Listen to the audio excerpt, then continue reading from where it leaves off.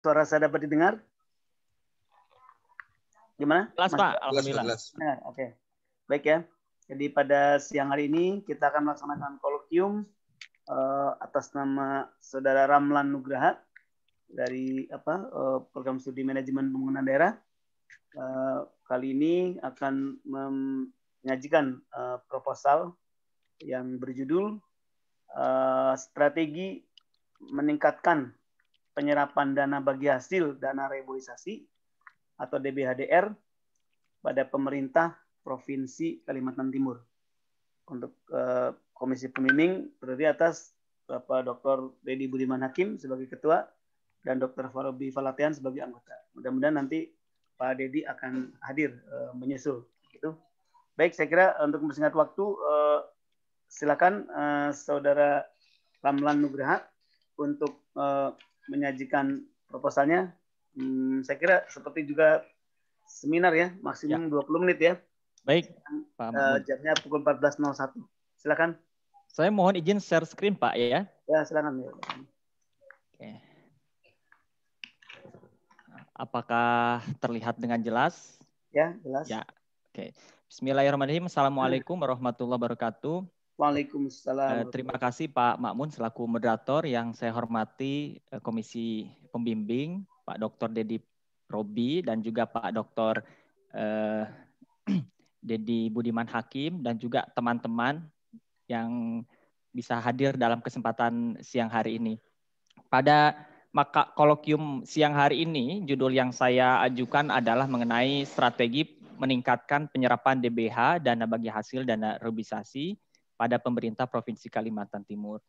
Secara garis besar ada 3 hal yang ingin saya paparkan terkait dengan pendahuluan, ya, berisi mengenai latar belakang, termasuk perumusan masalah hingga ruang lingkup, dan juga tinjauan pustaka yang berisi tinjauan konseptual seperti public finance management, teori stakeholder, dan juga beberapa penelitian sebelumnya yang saya kutip.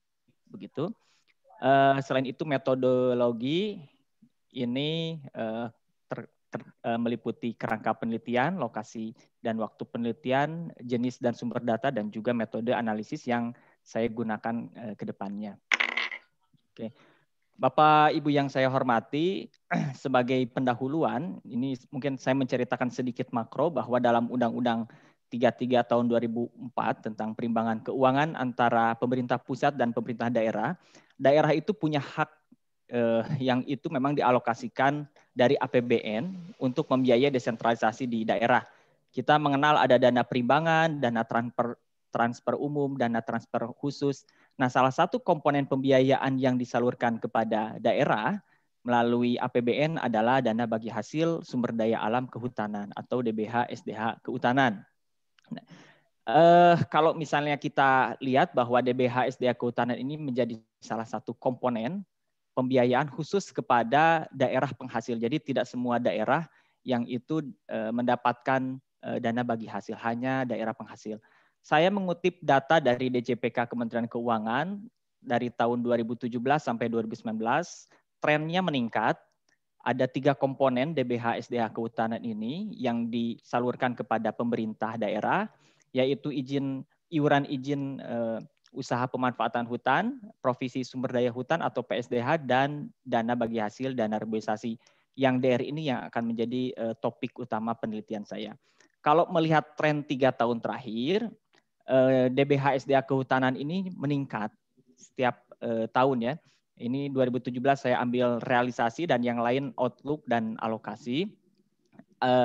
Per tahun rata-rata berkisar 1,75 triliun, ya, jadi sangat besar sekali, dan 47%-nya adalah dana reboisasi, sekitar 542 miliar per tahun. Nah, Bapak Ibu sekalian, ini dana yang sangat besar yang disalurkan oleh pemerintah, yang tujuannya sebenarnya itu merupakan bentuk komitmen pemerintah terhadap daerah penghasil yang memiliki sumber daya alam, yang itu digunakan untuk memberikan manfaat, ya, sebagaimana tujuan daripada dana bagi hasil untuk melaksanakan desentralisasi, di samping juga bagaimana mendorong adanya keseimbangan vertikal, ya, antara pendanaan dari pusat dan daerah. Nah, Bapak Ibu sekalian, seperti yang tadi dijelaskan, tidak semua daerah yang mendapatkan DBHDR. Tapi kalau kita lihat di data dari Kementerian Keuangan, daerah-daerah di provinsi di Kalimantan, di Pulau Kalimantan ini merupakan salah satu daerah merupakan penerima DBH terbesar di Indonesia. Begitu, karena memang terkait dengan kondisinya ya sebagai daerah penghasil kayu begitu. Di Kalimantan ada Kalimantan Tengah, Kaltim, Kaltara. Nah, fokus saya di Kalimantan Timur. Kalimantan Timur ini sejak tahun 2017 hingga 2019 trennya cukup meningkat sekitar 8%. Kalau dirata-ratakan sekitar 169,5 miliar per tahun begitu. Pun demikian ya dengan beberapa provinsi yang lain. Cuman kalau misalnya kita lihat di provinsi Kaltim ini, yang notabene menjadi masih ada harapan hutannya setiap tahun, itu ternyata DBHDR-nya meningkat gitu. Nah, kalau berdasarkan data dari Kementerian Keuangan, ternyata memang dana yang disalurkan itu dalam implementasinya terjadi beberapa penyesuaian ya, seperti adanya kurang bayar dan sebagainya, sehingga kalau dirata-ratakan ini dalam 3 tahun terakhir Provinsi Kalimantan Timur itu mendapatkan dana hampir setengah triliun ya, 574 miliar. Dan itu sudah dimasukkan ke dalam APBD Provinsi sejak 2017 yang pagu anggarannya ada di Dinas Kehutanan. Oke. Nah, meskipun Kalimantan Timur ini mendapatkan dana yang besar sekali, 3 tahun itu 574, tapi memang serapannya relatif rendah ya. Kalau misalnya kita lihat, ini data dari Dinas Kehutanan Kaltim, 2017 dari pagu anggaran 157 miliar itu belum digunakan. 2018 serapannya hanya 18,17%, dan 2019 itu serapannya 31,59%. Jadi dari 574,2 miliar berdasarkan data Kemenkyu, Provinsi Kaltim hanya menyerap 31%-an, jadi sekitar 179 miliar. Nah, dampaknya seperti apa? Saya melihat ya berdasarkan penelitian dan juga diskusi dengan teman-teman, ada 2 hal. Yang pertama, terdapat besarnya silpa ya, sisa lebih perhitungan anggaran yang mencapai hampir 400 miliar di kas daerah. Dan yang kedua adalah karena dananya itu tidak tersalurkan, maka ada beberapa program kegiatan yang tidak bisa direalisasikan. Sebagai contoh misalnya perhutanan sosial ya. Padahal perhutanan sosial ini satu program prioritas provinsi dan juga nasional yang itu bertujuan untuk meningkatkan kesejahteraan masyarakat. Jadi dampaknya cukup besar sekali, ada sumber daya fiskal yang belum termanfaatkan oleh daerah.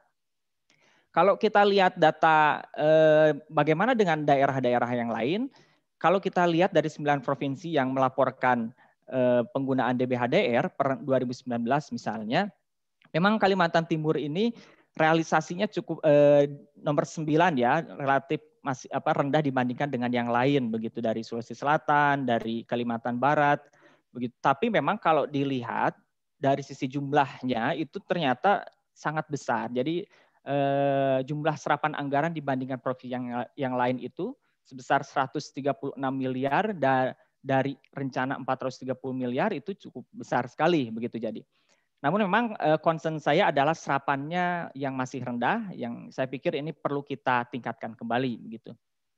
Nah, dari beberapa referensi ada kenapa sih sebenarnya DBHDR ini rendah serapannya. Penelitian Reso Sudarmo ini dikutip dari C4 ya, itu karena pemerintah pusat itu menyalurkan DBHDR pada akhir tahun, sehingga memang pemerintah daerah itu kesulitan karena mereka sudah melaksanakan program kegiatannya dan dananya baru turun di akhir tahun. Sehingga memang ada beberapa proses anggaran yang perlu disesuaikan. Di sisi lain ada keterbatasan SDM, terus juga ada juga aturan ya, penggunaan DR itu tidak boleh membiayai kegiatan yang lain, jadi hanya untuk kegiatan reboisasi. Di samping itu kajian Patiro 2019 juga ada kendala di mana aturan dalam PP 35 2002 tentang dana reboisasi itu hanya membolehkan penggunaan DBHDR untuk RHL dan kegiatan pendukungnya.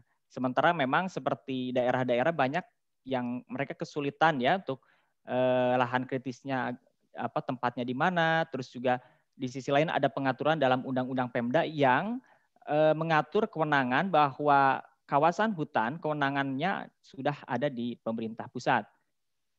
Terakhir, USAID mengeluarkan laporan bahwa ada keraguan-keraguan Dinas Kehutanan dalam proses penyusunan DBHDR. Nah, dari sana saya melihat ada 3 aspek ya, dari sisi pengelolaan DBHDR, kondisi yang menyebabkan rendahnya serapan DBHDR, dan juga strategi rekomendasi. Jadi kita ingin mengcapture sebenarnya, mendalami apa yang menjadi kebijakan dan kebijakan pengelolaan DBHDR dan bagaimana implementasinya di lapangan.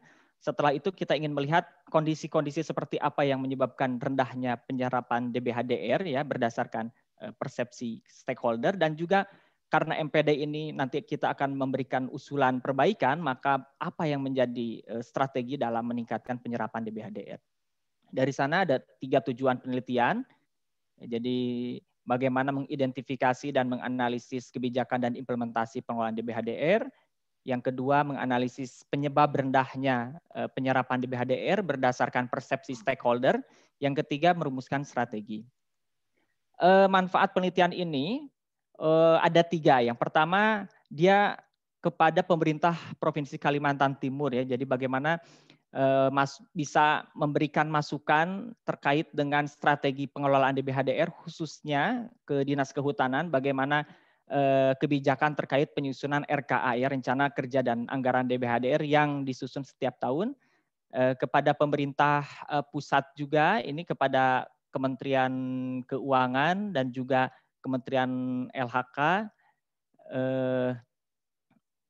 Kementerian LHK dan juga Kemendagri ya. Jadi bagaimana Kementerian Keuangan yang dia mengeluarkan juknis penggunaan DBHDR. Tahun 2022 ada juknis penggunaan DBHDR, akan ada kebijakan baru tentang DBHDR. Mungkin sasarannya melalui penelitian ini kita bisa memberikan masukan kepada Kementerian Keuangan. Di samping juga ada ke lembaga donor dan organisasi masyarakat. Ruang lingkup penelitian ini yang pertama adalah terkait dengan penggunaan DBHDR, kita batasi 3 tahun. Selanjutnya OPD yang terkait meliputi OPD yang terkait dengan pengelolaan DBHDR, dan penyerapan di sini dimaksud adalah selisih realisasi dengan anggaran ya pada tahun anggaran. Oke.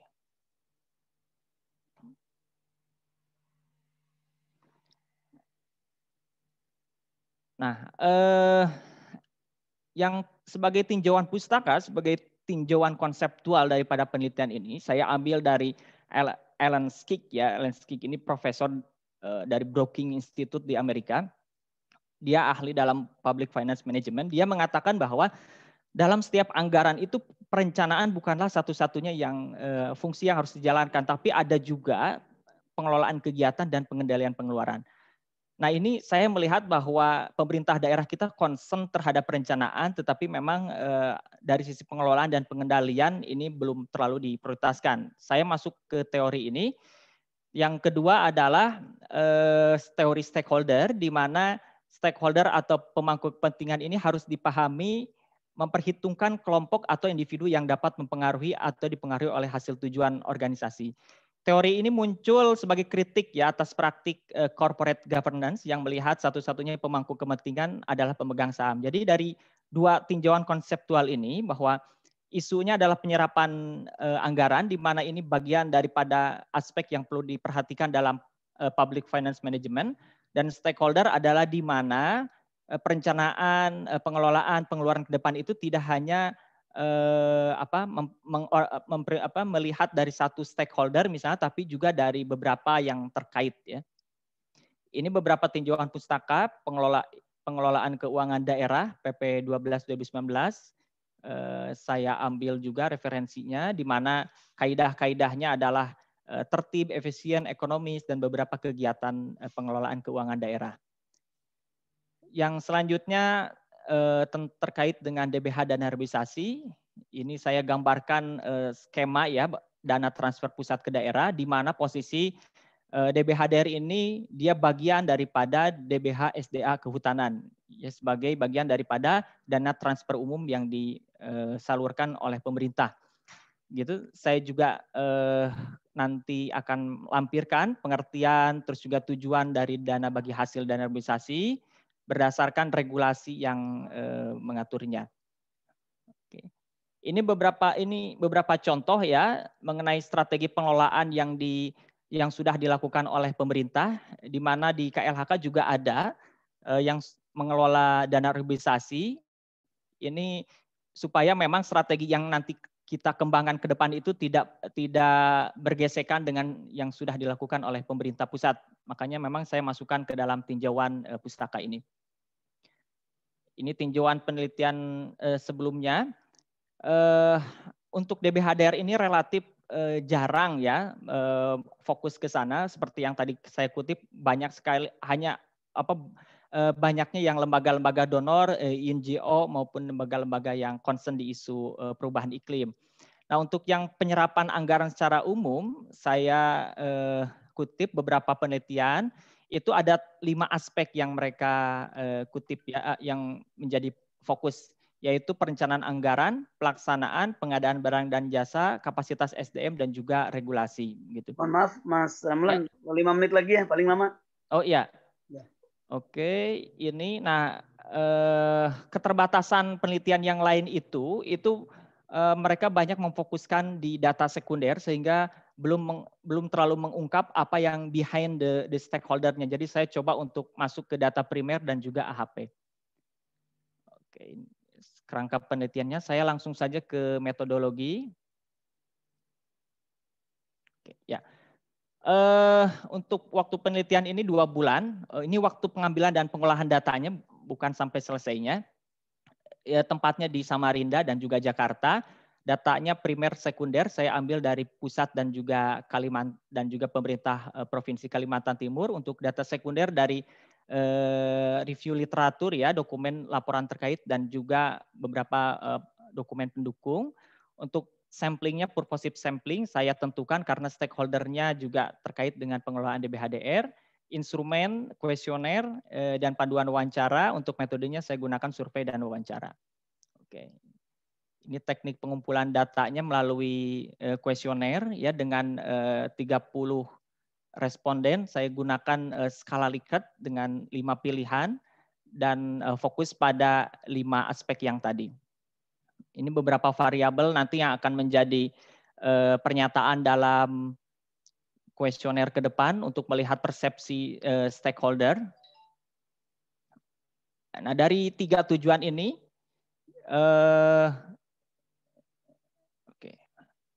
tiga tujuan. Untuk tujuan pertama terkait dengan identifikasi dan analisis kebijakan, saya menggunakan analisis deskriptif, dan yang kedua untuk melihat kondisi penyebab DBHDR menggunakan cross sectional, dan untuk strategi saya gunakan analytical hierarchy process atau AHP.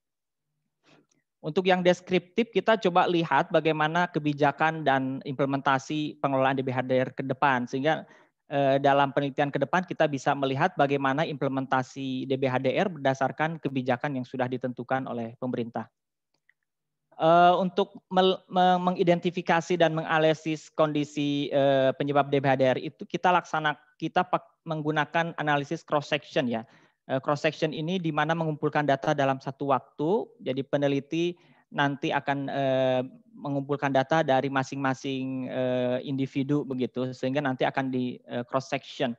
Nah, ini akan didapat dari hasil wawancara, dan hasil daripada cross section ini nanti akan kita coba komparasikan dengan substansi kuesioner, sehingga kuesioner ke depan itu bisa betul-betul teruji ya. Untuk yang responden survei sendiri ada 30 terdiri dari pemerintah pusat dan juga Pemprov Kaltim begitu. Nah, sehingga outputnya adalah kita akan melihat dari analisis cross section dan juga hasil olah data kuesioner ini penyebab dari variabel yang nanti akan kita ukur begitu. Ini untuk kualitas data menggunakan uji validitas dan juga reliabilitas. Untuk strategi saya menggunakan AHP ya untuk melihat memang bagaimana persoalan-persoalan di lapangan ini kita coba untuk sederhanakan karena kompleks sekali, sehingga AHP cukup tepat karena dia bisa menstrukturisasi ya persoalan-persoalan menjadi hierarki begitu. Untuk responden AHP ini terdiri dari para pakar, itu saya masukkan 5 dari Bapeda, dari BPKAD, Dishub, dan juga masyarakat. Sehingga harapannya hasil daripada kuesioner bisa kita diskusikan kembali dengan para pakar ini sehingga bisa mendapatkan strategi alternatif untuk peningkatan penyerapan DBHDR di Kalimantan Timur. Mungkin Pak Mamun, sekian dari saya. Terima kasih. Assalamualaikum warahmatullahi wabarakatuh. Waalaikumsalam warahmatullahi wabarakatuh. Terima kasih ya, Saudara Ramlan. Bagus ya. Ya, 20 menit lebih sedikit ya, Bapak ya. Baik, saudara sekalian. Jadi tadi sudah jelas ya proposal yang akan penelitian yang akan dilakukan oleh Saudara Ramlan ini sudah kita lihat bagaimana tadi dari mulai judul, kemudian latar belakang, kemudian metode gitu ya, di samping juga tinjauan pustaka. Saya kira sekarang waktunya kita untuk diskusi dengan forum ya. Jadi biasa kita bagi atas termin ya. Termin 1 mungkin ya 2 orang penanya dulu atau 3 maksimum. Silakan Anda barangkali ingin klarifikasi atau mungkin juga ada saran atau mungkin juga ada masukan-masukan atau pertanyaan-pertanyaan. Kami persilakan. Ini alhamdulillah pesertanya kurang lebih 26 ya. Kalau kita panitia 4, pembimbing ini ada 26. Coba kita lihat Pak Dedi sudah datang belum, Pak? Sudah. Alhamdulillah sudah ya. Sudah, Pak. Selamat datang Pak Dedi ya. Assalamualaikum Pak Dedi. Terima kasih Pak Dedi. Maaf, saya matikan dulu videonya. Nggak apa Pak Dedi, tenang aja. Ya baik, saya kira silakan barangkali dari peserta silakan mau bertanya atau klarifikasi dan sebagainya. Baik, Mbak Ketsia, silakan Mbak Ketsia ya.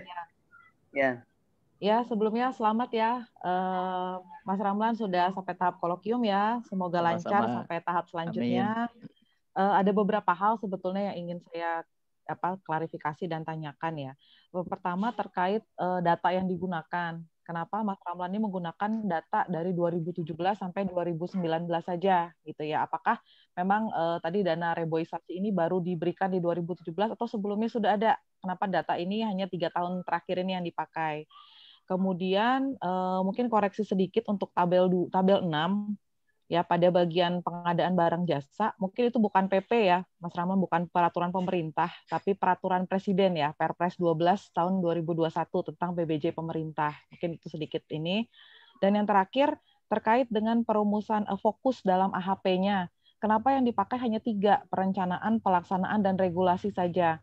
Padahal dalam variabel Mas Ramlan ini pakai ada 5 gitu ya. Ya. Perencanaan, pelaksanaan, regulasi, ada SDM, dan juga ada pengadaan barang jasa pemerintah. Nah, kenapa yang SDM dan PBJ-nya itu tidak dimasukkan ke dalam fokus ketika menyusun AHP? Ya, mungkin itu aja sih yang mau ditanyakan. Terima kasih. Terima kasih Mbak Ketsia. Pertanyaannya jelas, Mas Rahman ya, ada 3 ya? Jelas, Pak. Ya. Berikutnya 1 lagi, silakan. Boleh, Pak Makmun? Oh, boleh sekali. Terima kasih, Pak. Halo, teman sekelas, teman satu bimbingan. Mbak Indira, mangga Indira. Ya Pak, pertanyaan saya ada 3. Pertama, sebenarnya dari rencana studi ini yang menjadi basis persoalannya itu mungkin perlu dijelaskan ya, karena tadi saya masih agak belum cukup clear. Sebenarnya basis persoalan yang mau diungkap melalui studi ini apa? Apakah ini terkait dengan inefisiensi alokasi, sehingga alokasi ada tapi kemudian tidak dapat disalurkan, atau yang kedua masalahnya adalah pada formula alokasi, dan kemudian apa implikasinya terhadap tujuan dari dana bagi hasil dana reboisasi itu sendiri. Itu yang pertama. Kemudian yang kedua terkait dengan skala Likert, ini akan digunakan kan ada 5 skala tuh, dan bagaimana kita mengantisipasi jawaban responden yang cenderung netral, ngambil nilai 3 gitu. Apakah perlu dipertimbangkan bahwa skala Likert-nya ini cukup 4 pilihan saja gitu, sehingga yang netral-netral juga akhirnya bisa menentukan sikap dia lebih condong ke kanan apa ke kiri. Kemudian yang ketiga mungkin menambahkan yang dari Katz ya. Kalau tadi fokusnya itu sudah tanda kutip ya, ada rancangan dalam beberapa hal, apakah ini tidak sebaiknya dilihat dulu dari finding sebelumnya, kemudian baru kita merumuskan fokus yang akan digunakan di AHP. Makasih. Terima kasih Mbak Indira. Saya kira dua penanya dulu ya. Silakan dijawab Mas Ramlan. Baik Pak Mamun, terima kasih pertanyaan pertama dari Mbak Ketsia. Jadi betul Mbak Ketsi, kenapa data ini saya ambil hanya 2017 sampai 2019. DBHDR ini baru disalurkan kepada provinsi sejak tahun 2017 karena dampak daripada Undang-Undang Nomor 23 2014 tentang pemerintahan daerah. Yang di dalamnya itu dia mengalihkan kewenangan urusan kehutanan yang awalnya dari pemerintah kota kabupaten menjadi pemerintah provinsi. Sehingga memang sejak tahun 2017 dana reboisasi ini tidak lagi disalurkan kepada pemerintah kota kabupaten, tapi disalurkan kepada pemerintah provinsi begitu. Nah, tahun 2020 saya belum mendapatkan update-nya gitu karena sekarang biasanya sih bulan Juni ya maksimal. Sehingga saya menggunakan data yang 2017 sampai 2019. Yang tabel ya mohon terima kasih sebelumnya sudah di reminder ya untuk yang perpres tentang pengadaan barang dan jasa. Terus untuk fokus 3 yang fokus yang AHP betul. Jadi ini saya coba masukkan terlebih dahulu hierarkinya, contoh hierarkinya saja dengan 3 fokus yaitu perencanaan, pelaksanaan dan juga regulasi. Tapi dalam implementasinya nanti kita akan lihat ya bagaimana pendapat para ahli, terus juga kita lihat hasil daripada analisis kuesioner. Kalau misalnya memang dianggap ada fokus yang lain yang lebih signifikan, yang lebih prioritas, ini kita masukkan. Ini juga menjawab yang pertanyaan Bu Indira ya, yang terakhir. Oke, yang selanjutnya yang maaf, buat sebentar, Mbak Ketsia udah pas? Sudah cukup Pak, sudah cukup Baik, jelas. Pak. Baik, ya. Sekarang kita beralih ke pertanyaan berikutnya. Silakan. Ya, terima kasih Pak Mamun. Ya pertanyaan yang kedua dari Mbak Indira Sari, ya basis persoalan apakah dari sisi inefisiensi atau juga formulasi ya. Kalau melihat dari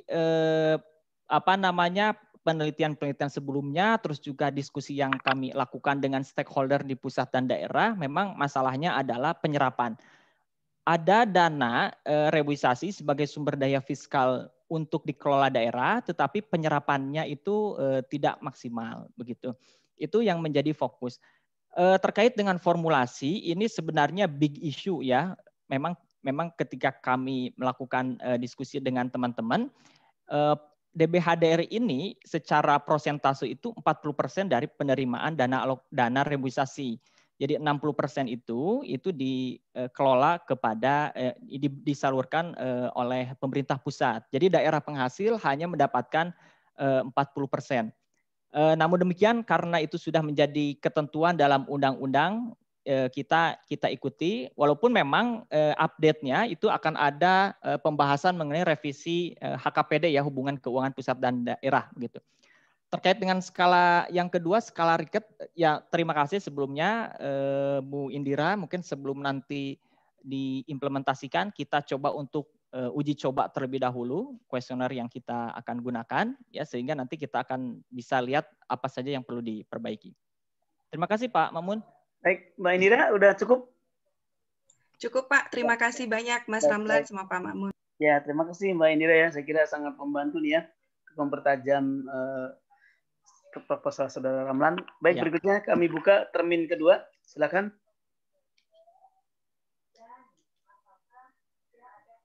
Termin kedua, di mana? Ada ini. Silakan.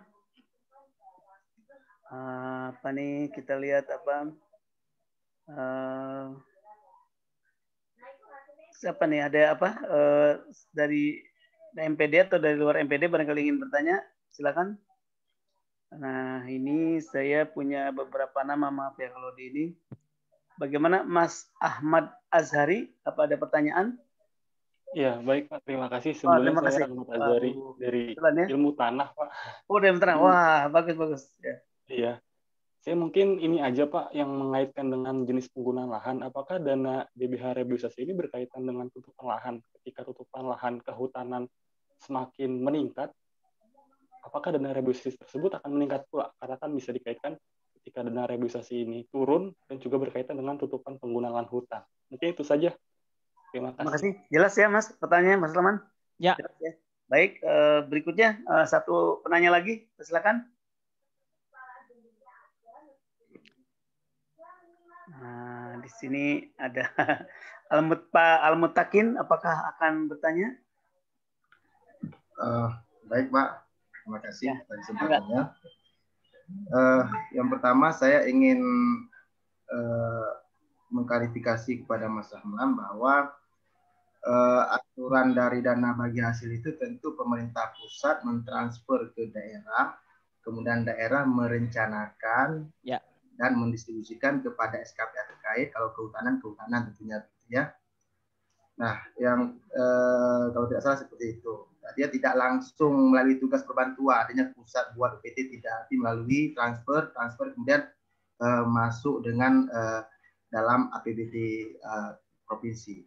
Nah, pertanyaan saya pertama, bagaimana Pak Ramlan bisa memilah gitu ya antara dana bagi hasil SDA sektor kehutanan ini dengan dana bagi hasil lainnya, sementara di dalam RAPBA itu sudah bercampur aduk gitu.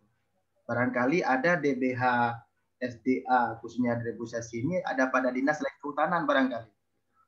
Yang pertama. Yang kedua, kalau memang di judul itu memang strategi, ini saran saja, strategi peningkatan penyerapan, berarti artinya ada anggaran yang dianggap rendah serapannya. Tentu yang kita bandingkan adalah berapa target yang direncanakan akan diserap dan berapa realisasinya pada akhir tahun gitu ya. Fokus ke situ barangkali akan lebih mempertajam agar kendala-kendala kenapa anggaran tersebut tidak maksimalkan akan dapat kita temukan dengan tepat gitu. Kemudian yang ketiga, satu lagi, ada sekarang terbaru SE Mendagri nomor 552/1392/SU. Itu SE dari Mendagri yang bunyinya meminta agar seluruh pemerintah daerah mengalokasikan ataupun memprioritaskan anggaran bagi pendukung yang diminta oleh Kementerian Kehutanan. Jadi Menteri Kehutanan bersurat ke Mendagri agar Mendagri memerintahkan gubernur selain DKI Jakarta untuk mengalokasikan anggaran dari daerah dalam rangka mendukung program seperti perhutanan sosial dan sebagainya. Nah, barangkali ini juga menjadi masukan nantinya dalam strategi apakah daerah itu sudah melaksanakannya atau belum. Mungkin demikian saja Pak Mahmud. Terima kasih Mas Mutakin ya. Pertanyaannya ini apa? Ngeri-ngeri sedap gitu ya. Iya, Pak Mutakin nih. Ya, saya kira silakan dijawab ya, Mas ya. Ya, baik Pak Mamun, terima kasih rekan kami dari jurusan Ilmu Tanah ya. Jadi betul sekali ini sangat relevan sekali dengan tutupan hutan, Mas. Karena memang dana DBH dana reboisasi ini kan tujuannya untuk reboisasi, rehabilitasi. Kalau dalam konteks tutupan hutan, kegiatan-kegiatan dana reboisasi ini dia dapat meningkatkan tutupan hutan bagi satu daerah begitu. Jadi ini sebenarnya salah satu misi saya juga. Jadi bagaimana sebenarnya daerah dapat mengoptimalkan dana-dana yang ada untuk meningkatkan pembangunan kehutanan karena ini terkait dengan perubahan iklim ya. Itu yang pertama terkait dengan tutupan hutan jadi akan relevan. Yang kedua dari Pak Mutakin, ya betul. Jadi sebelum tahun 2017. Bentar Mas, ya. ini gimana? Cukup apa, Mas Azhar? Mas, sedikit tambahan Pak mungkin. Ya. Bagaimana kalau misalkan dihubungkan dengan hutan masyarakat bersama, apakah itu hampir sama Mas penggunaan dananya dengan pengelolaan dengan perhutani juga? Ya, Dana reboisasi bisa digunakan, Mas, salah satunya untuk pemberdayaan masyarakat, untuk perhutanan sosial, seperti misalnya membiayai hutan kemasyarakatan ya, hutan kemasyarakatan, hutan desa, hutan tanaman rakyat, ada 5 skema dalam perhutanan sosial, dan DBHDR ini dalam juknisnya ya, dalam peraturan Menteri Keuangan itu dibolehkan. Sehingga di awal di dalam slide yang saya sampaikan, ketika DBHDR ini belum terserap dengan baik oleh daerah, maka salah satu dampaknya adalah program-program seperti perhutanan sosial ini juga akan terkendala dari sisi targetnya, Mas. Baik, Mas Ramlan, terima kasih. Terima kasih, Bapak. Mas Ramlan, sekarang kita silakan ada pertanyaan berikutnya. Ya, terima kasih. Pak Mutakin, sebelum tahun 2017, memang dana reboisasi ini kacau balau ya. Banyak sekali kalau kita lihat kepala daerah ini takut menggunakan dana reboisasi. Banyak sekali dijerujikan begitu. Karena apa? Karena sebelum tahun 2017 itu dia masuk ke dalam, kalau di pusat, rekening pembangunan hutan, Pak, RPH. Nah, di sana dia tidak terkontrol mana nomenklatur ini, kode dan sebagainya, sehingga dana reboisasi seringkali digunakan terlebih dahulu oleh pemerintah daerah untuk melakukan kegiatan A, B, C, D. Setelah tahun 2017, Kementerian Keuangan melalui PMK ya, Peraturan Menteri Keuangan, dia coba meng-highlight di dalam APBD itu dia harus mencantumkan dana yang berasal daripada DBHDR itu harus ada dalam keterangan RKA-nya, Pak Mutakin. Oke, jadi kita bisa tracking itu DBHDR di setiap daerah itu dengan melihat rencana kerja anggaran di setiap OPD. Jadi anggaran kode anggarannya, terus di sana ada namanya sumbernya, di dalam RKA itu ada sumbernya ya, RKA DPA. Itu salah satunya DBHDR. Terus terima kasih, ini betul. Jadi nanti mungkin kita lihat target yang direncanakan oleh daerah ya terkait dengan DBHDR. Mungkin target ini nanti kita akan lihat di beberapa dokumen perencanaan OPD terkait.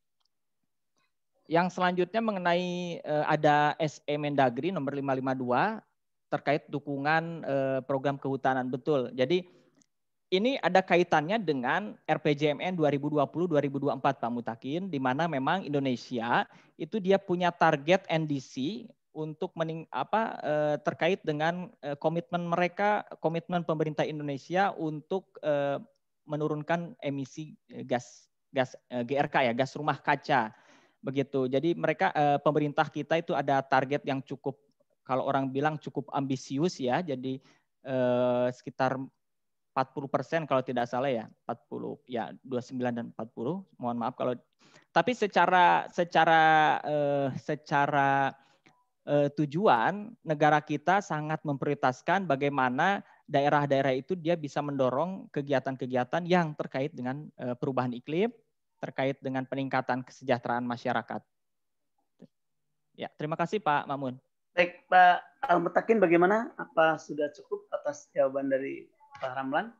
Oke, cukup Pak. Lanjutkan. Semangat Pak Ramlan. Terima kasih. Mudah-mudahan lancar ke depan.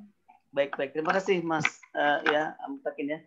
Nah, kita satu kali lagi ya, satu termin lagi ini bisa kita manfaatkan, masih banyak waktunya. Bisa ini, silakan ada yang bertanya lagi?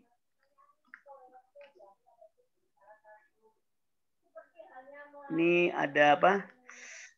Mbak Ina Febria Ginting barangkali ingin bertanya. Oke Pak, terima kasih. Sebelumnya saya mau yang saya bingung, yang ingin saya tanyakan itu terkait data primer yang ingin akan diambil nanti. Itu data primernya itu apa gitu Pak? Data. Itu aja dulu sih Pak. Itu saja Mbak ini? Iya Pak. Pertanyaannya. Baik ya. Kemudian Mbak Ina tadi tanya itu, satu lagi, ada yang mau volunteer? Silakan. Kalau tidak, kita undang mahasiswa MPD nih. Aduh, ada Mas Ikhwan Nurofik. Mas Ikhwan gimana nih? Masih di sana? Masih di Jawa Timur ya? Sidoarjo ya? Mas Ikhwan ya? Saya boleh Pak. Oh boleh, boleh.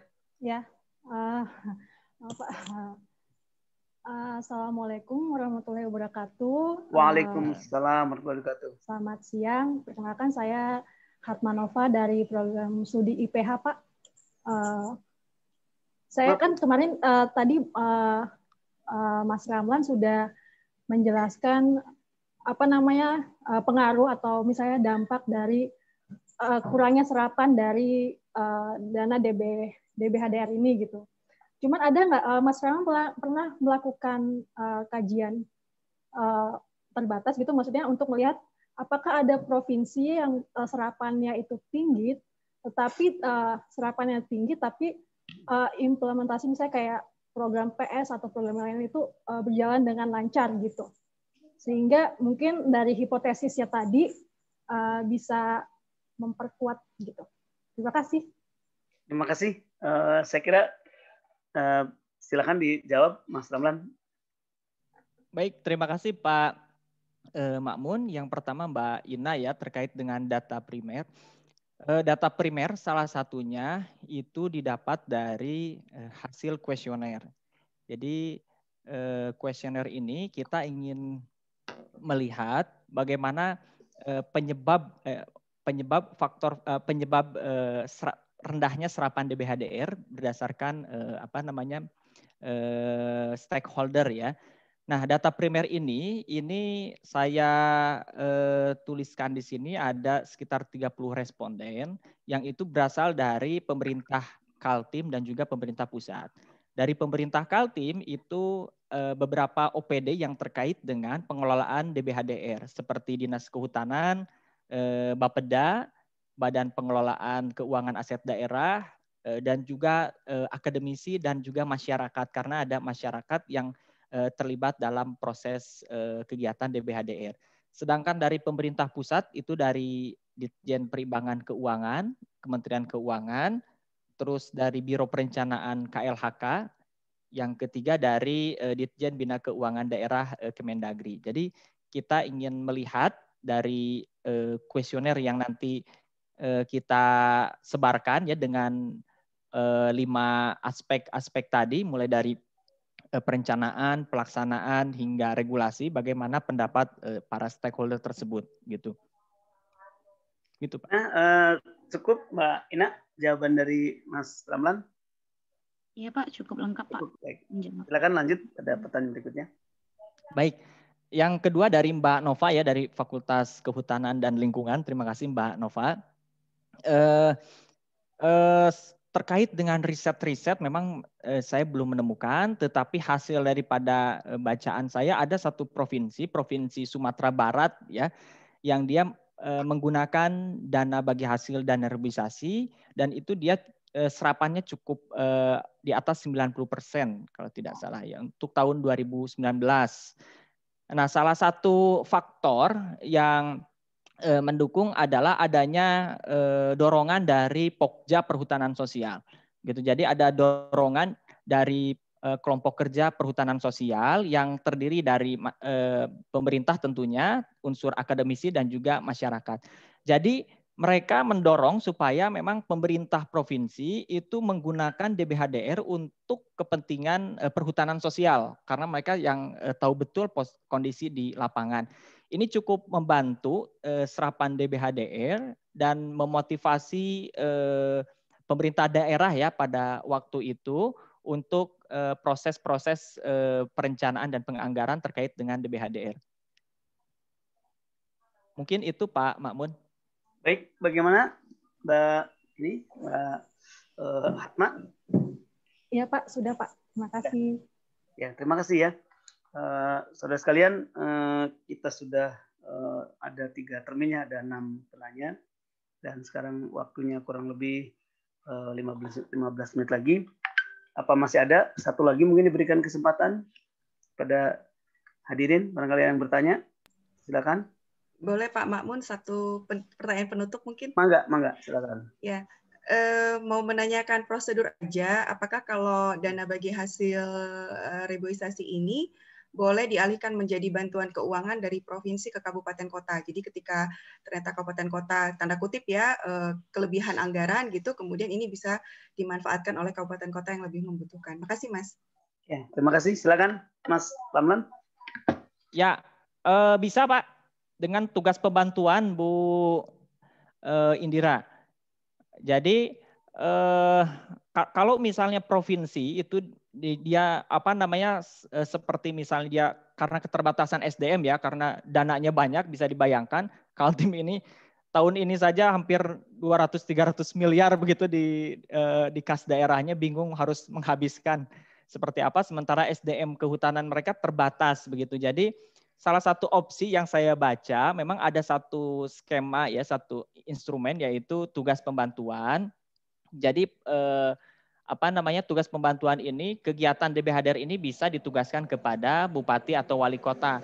Tetapi memang dari sisi penggunaan karena DBHDR ini earmark, jadi program dan kegiatannya itu tidak bisa sembarangan. Jadi harus mengacu kepada, kalau yang sekarang ya ada peraturan Menteri Keuangan nomor 221/2019 tentang penggunaan DBHDR, kalau tidak salah PMK itu, sehingga itu bisa di salah satu opsi ya untuk strategi ke depan kalau misalnya untuk ke daerah begitu.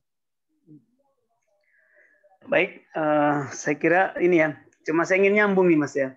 Ya Pak Mamun. Tadi Anda di dalam tinjauan ada latar belakang itu kan, saya catat di sini misalnya ada dari Resa Sudarmo dari SIFOR ya. Nah itu mengatakan dana DBH itu, DBHDR ya itu tidak boleh untuk mendukung rehabilitasi dan untuk RHL gitu kan. Tapi penelitian berikutnya dari Pak Tiro malah boleh gitu. Nah ini tadi sekarang lebih longgar lagi kan, boleh dialokasikan kepada daerah lain. Nah, ini gimana jawaban Anda? Baik, terima kasih Pak. Untuk yang penelitian SIFOR Pak Reso Sudarmo ini, yang saya kutip dari SIFOR itu dilaksanakan di tahun 2011 Pak ya. Jadi itu di mana Undang-Undang Pemda itu belum ditetapkan. Ya, Undang-Undang Pemda ditetapkan tahun 2014 begitu. Sehingga memang aturan penggunaan DBHDR ini sangat strict begitu. Dia mengacu kepada PP nomor 35 tahun 2002 tentang dana reboisasi. Jadi dia hanya bisa digunakan untuk reboisasi tanpa bisa menggunakan untuk kegiatan pendukung ya. Sehingga pusat dikasihkan dana, tapi kegiatan pendukung seperti sosialisasi dan sebagainya itu harus ditanggung oleh pemerintah daerah. Nah itu agak kesulitan. Nah di penelitian di kajian selanjutnya yang Patiro itu dia tahun 2019 itu ada semacam terobosan oleh pemerintah pusat, di mana ada satu peraturan Menteri Keuangan yang itu turunan dari Undang-Undang APBN, itu dia membolehkan Pak, membolehkan DBHDR itu digunakan untuk kegiatan pendukung. Nah, salah satu kegiatan pendukung di sini adalah pemberdayaan masyarakat yang tadi perhutanan sosial.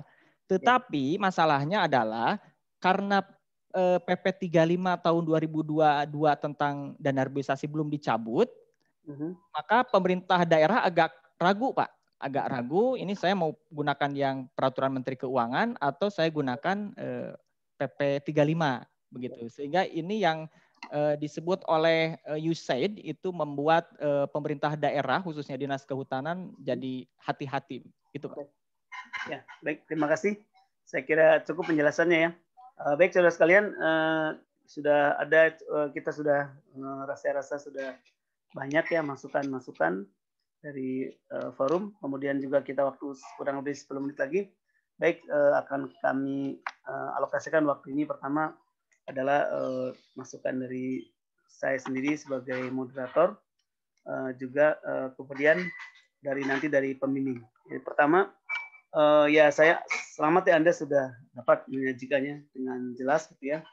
Nah nanti tinggal Anda sekarang ada beberapa hal yang perlu diperhatikan. Pertama, ini mohon maaf, tim pusnya ini kok tahun 65, 66 gitu ya. Kita sekarang udah hampir 50 tahun itu Mas, udah 2020 sekarang ya. 5 lebih malah gitu ya. Nah ini apakah kita mohon maaf cobalah di ini ya, di update gitu ya. Karena ini persoalan ini kan persoalan apa gitu ya. Ya tadilah sudah banyak masalah-masalah ya dalam lingkungan itu kan ada global dan sebagainya gitu ya. Ada global climate global gitu, climate change gitu ya. Nah, berikutnya tadi Anda menyebutkan ada responden. Nah, kalau Anda menyebutkan responden itu berarti Anda harus ingat bahwa ada populasi kan. Nah, ada siapa sih populasi penelitian ini kan? Ada stakeholders atau apa begitu ya. Nah, lalu dari sanalah Anda harus berpikir pertama mengapa 30 gitu kan. Lalu kedua alokasinya kemana gitu. Saya lihat tadi pemerintah pusat di tingkat pusat 24. Itu berarti 80% kan. Sedangkan hanya 6 yang dari, nah padahal kita kan belajar Anda kasusnya kan kasus Provinsi Kalimantan Timur gitu ya. Nah jadi ini perlu dilihat lagi begitu ya. Karena begitu Anda mengatakan sampling, itu lalu kemudian mungkin nanti diberitahu juga data primer itu Anda ada 2 tahap kan, 1 tahap untuk menjawab pertanyaan tujuan nomor 2 ya, 1 lagi untuk AHP. Nah dalam AHP ini ya Anda di situ dalam metode penelitian harus disampaikan. Juga judulnya metode penelitian sudah bukan metodologi ya. Kalau metodologi itu nama mata kuliah, kuliah tentang penelitian. Kalau Anda sekarang metode penelitian, bagaimana penelitian Anda akan dilaksanakan. Gitu saya kira ya. Nah saya kira itu sajalah yang dari saya.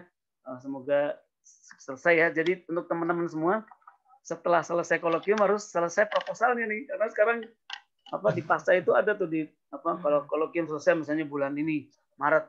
Oh ini sampai 2 bulan lebih belum. Nah ini saya juga dari prodi kelihatannya seandainya gitu ya, kayak kita kan misalnya ujian tidak ada perbaikan itu kalau 3 bulan harus ngulang lagi tuh ujian lagi. Nah apakah kalau kolokium udah lebih dari 3 bulan proposal belum setuju, apakah kolokium lagi? Ini nanti Mas Robi nih kita ini kan. Baik, terima kasih itu saja dari saya. Kami persilakan sekarang Komisi Pembimbing. Silakan apakah Pak Robi dulu atau Pak Dedi dulu, kami silakan. Pak Robi, silakan Pak Robi.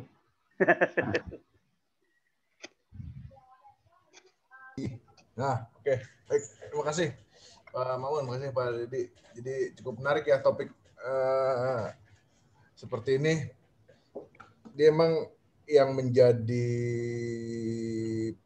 nggak tahu apakah nanti jadi problem atau gimana, karena penyerapan untuk DBH ini sekarang kan fokusnya kepada provinsi ya. Nah, saya takutnya provinsi itu karena dia kurang down to earth ya, kurang melihat seperti apa kondisi di bawah, sehingga agak susah untuk penyerapannya. Berbeda ketika dia ada di bawah kabupaten atau kota. Kalau kabupaten kota kan dia langsung kepada lokasi-lokasinya itu kan jelas. Oh yang ini. Apa yang harus dilakukan sehingga lebih mudah. Nah, di sini yang agak susahnya dari provinsi itu. Nah, yang belum saya lihat nih ada yang kita ketinggalan nih, Mas Roland, yaitu bagaimana kondisi penyerapan pada saat di bawah kota atau kabupaten. Ini yang belum terlihat. Apakah memang sama atau jangan-jangan lebih tinggi penyerapannya? Takutnya saya karena ditarik ke provinsi kurang melihat bagaimana kondisi di lapangan sehingga penyerapannya kurang banyak, karena cuma 30 sekian persen kan. Tapi kalau misalnya di tingkat kota atau kabupaten bisa jadi lebih banyak. Nah ini yang data ini yang belum terlihat. Jadi bagaimana penyerapannya ketika atau pada tahun sebelum 2016 ya, sebelum 2015 itu. Itu seperti apa? Nah itu yang mungkin bisa ditampilkan lagi seperti apa, dan juga nanti bisa ketika dilakukan diskusi bagaimana perbedaan dari keduanya ketika ditangani oleh kota kabupaten dan bagaimana ketika sekarang ini, sehingga lebih jelas. Nah saya takutnya karena dipegang provinsi itu jadi cuma segitu dibandingkan dengan di daerah gitu kan. Itu aja nanti yang tolong itu. Baik Pak, ya. Lebih diperkuat di situ, karena ini terkait juga nanti di lapangan kan yang terdengar kalau di kota kabupaten itu kebagian konfliknya aja, duitnya nggak bagian. Padahal wilayahnya di kota kabupaten ya. Iya, wilayahnya kota kabupaten, ada apa-apa yang masalah ya kebagian kabupaten dan kota. Tapi di provinsi nggak ngapa-ngapain kan. Udah, tinggal terima duitnya aja. Oke, baik gitu aja. Terima kasih Pak Robi. Mangga Pak Dedi, silakan. Masih Pak Mamun, selamat Pak Ramlan ya. Luar biasa orang Pangandaran, di Samarinda. Harusnya di sana aja di hutan Pangandaran tuh udah mulai berkurang tuh ya, hutan Pananjungnya ya. Jauh-jauh nggak apa-apa, bagus karena NGO kan di mana-mana ada gitu. Selamat Pak Ramlan ya yang sudah memberikan kolokvium, tinggal lari lah, data sudah ada, pengalaman sudah banyak ya, tinggal mungkin 2 bulan lagi udah seminar Pak Mamun. Alhamdulillah. Waduh. Amin Pak. Wah Pak Dedi mah semangat ini. Pak Robi kan motornya. Oh iya, motornya. Baik, Pak Ramlan, perlu juga diketahui ya, rendahnya penyerapan itu tadi betul Pak Robi, apakah karena ditariknya kebijakan kehutanan itu ke provinsi? Karena kan hutan tidak mengenal administrasi ya. Hutan, laut, danau itu tidak mengenal batas wilayah. Ikan kan nggak ada rambu-rambu ini adalah Cirebon atau Indramayu kan, ikannya ikan aja, masuk kemana-mana lari itu kan. Hutan sama, hutan nggak mungkin dia membatasi diri kan, ini Sumedang, ini Jelengka, hutan aja gitu. Nah situ kenapa ditarik ke provinsi. Masalahnya dari politik anggarannya yang barangnya perlu diteliti di sini. Jadi sebetulnya uang itu bukan milik provinsi sebetulnya. Hanya koordinasi di provinsi, hutannya di wilayah masing-masing kota kabupaten, tinggal nanti mengikuti pola share atau kontribusi jumlah luas hutannya di situ begitu. Ini mungkin politik anggaran, bagaimana transfer dari provinsi ke daerah gitu. Itu barangkali ya yang perlu diperhatikan begitu. Kalau memang tadi Pak Romli mengatakan, Pak Robi membandingkan sebelum dan sudah kebijakan itu begitu. Satu yang kedua ya, memahami rendahnya penyerapan itu perlu juga melihat dari sistematika kebijakan. Ada program, ya, ada rencana, ada tujuan, ada program, ada output, ada outcome. Di mana sebetulnya masalahnya gitu? Di perencanaannya kah? Nah gitu ya. Apakah di pelaksanaannya begitu? Karena tadi dikatakan uang itu kan bisa digunakan untuk pendukung. Nah gitu. Saya khawatir kalau masanya ada di program awal gitu, maka outputnya nggak ada. Apalagi outcome-nya begitu. Ya. Yang muncul adalah prestasi keuangan bahwa provinsi A menyerap sekian persen titik, tapi manfaat tujuannya tidak muncul begitu. Ya. Dia para juga harus sampai ke sana ya. Hanya sampai bahwa rendah penyerapan titik selesai. Ya itu mah hanya angka-angka aja, bermain dengan angka. Tapi penting juga outputnya itu output kan jelas hanya jumlah hutan yang dihijaukan. Ada jumlah hutan raya sekian hektar. Tapi itu hanya outputnya. Apa outcome-nya? Nah itu memang nggak bisa hari itu juga. Tapi bisa memperkirakan jika output demikian, maka outcome-nya akan demikian. Jadi kita perlu juga melihat dari makna DBH dari tadi begitu. Itu Pak Ramlan ya? Ya Pak. Jadi misalnya substansi dan filosofisnya juga ya gitu. Apalagi tadi dikaitkan dengan konsep carbon trading dan gitu-gituan ya, adanya tutupan hutan. Yang ketiga yang tadi sampaikan peserta mengenai data primer. Itu sebetulnya kalau persepsi bukan responden yang dimaksud Pak On tadi ya, itu hanya mencari orang-orang yang paham isu, berarti purposif namanya begitu. Ya. Ya. Masalah MPD saya ke Pak Mamun, kalau masalah MPD ngomongin ke Bu Indira, mohon maaf ya, Ibu kan mahasiswa, Pak Mamun kan ke Prodi misalnya. Tapi kalau masalah World Bank ke Bu Indira, nggak mungkin ke Pak Robi. Taunya kalau Pak Robi Bang Cirebon tahu gitu. Bang Robi. Ya, gitu Pak Ramlan ya. Baik Pak. Ya. Nah, tapi kenapa harus ada analisis reliabilitas sama validitas dalam konteks apa begitu? Itu juga dalam konteks apa gitu? Karena apakah hanya sekitar pertanyaan liket ya tidak sedang apa itu yang dibutuhkan?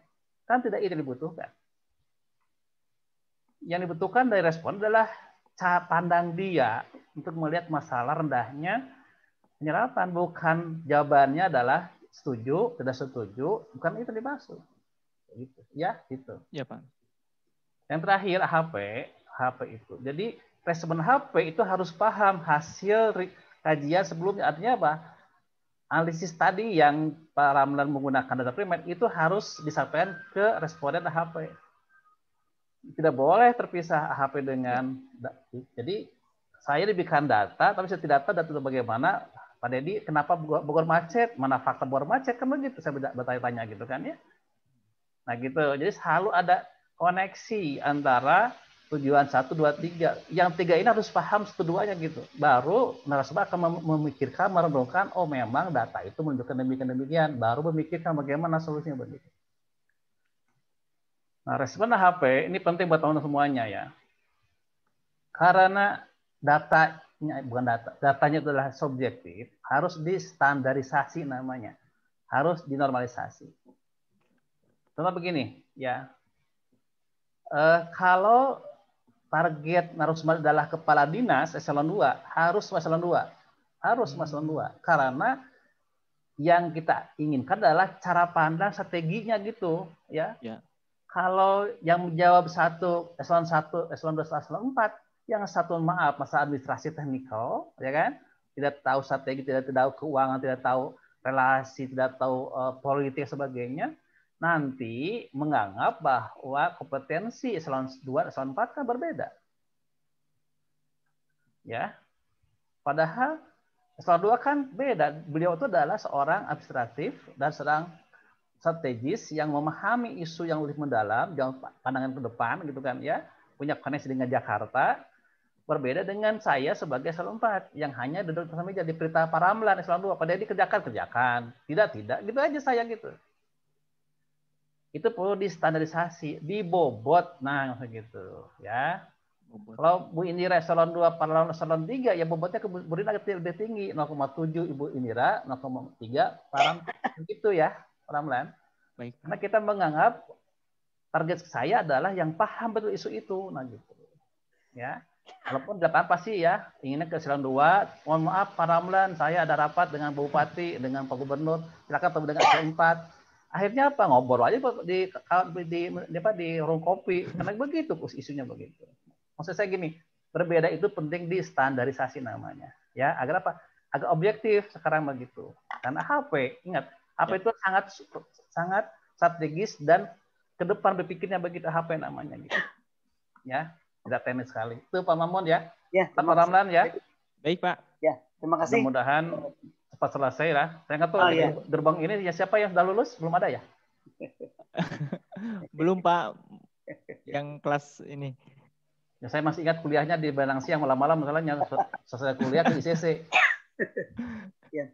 Terima kasih Pak Maman. Assalamualaikum warahmatullahi wabarakatuh. Hatur nuhun. Waalaikumsalam. Ya Pak Robi sebagai pembimbing ya, komisi pembimbing. Ini kebetulan waktu juga sudah lewat 3 menit ya. Jadi saya atas nama moderator mengucapkan terima kasih atas kehadiran komisi pembimbing juga Anda sekalian ya, para mahasiswa juga yang tadi telah memberikan masukan-masukan yang sangat berarti bagi perbaikan atau penyempurnaan proposal Saudara Ramlan. Baik, sebelum kami tutup mungkin Pak Hendra biasa beri foto dulu. Ya betul Pak, baru masih bilang Pak. Foto dulu Pak ya. Silakan. Enggak, Bapak Ibu semuanya di on cam dulu. Hendranya on enggak? On Pak. Ini on Pak, on. Tenang aja Pak, on. Iya. Kayaknya lihat di foto grup ada Pak Hendra mulu. Ini ada teman saya dari London juga nih Pak, Michael Land. Oh, dari London. Oh. Ini kebetulan satu halaman saja. Oke Bapak Ibu yang belum, mangga di on cam. Kita mungkin 2 kali take ya. Oke. 1, 2. Oke, sebentar saya simpan dulu. Oke, take terakhir. 1, 2, mau please boleh mau juga. Oh iya tuh boleh Bu Indra juga. Oke, 1, 2. Nih. Oke, siap. Terima kasih Bapak Ibu semuanya, sehat-sehat semuanya. Makasih Pak Mambu, Dedi. Makasih Pak. Selamat bagi dan beri aplaus yang pada saudara Ramlan. Ya. Dengan harapan semoga saudara Ramlan cepat selesai proposalnya. Amin. Amin, Pak. Amin. Baik, kita tutup dengan ucapan alhamdulillah.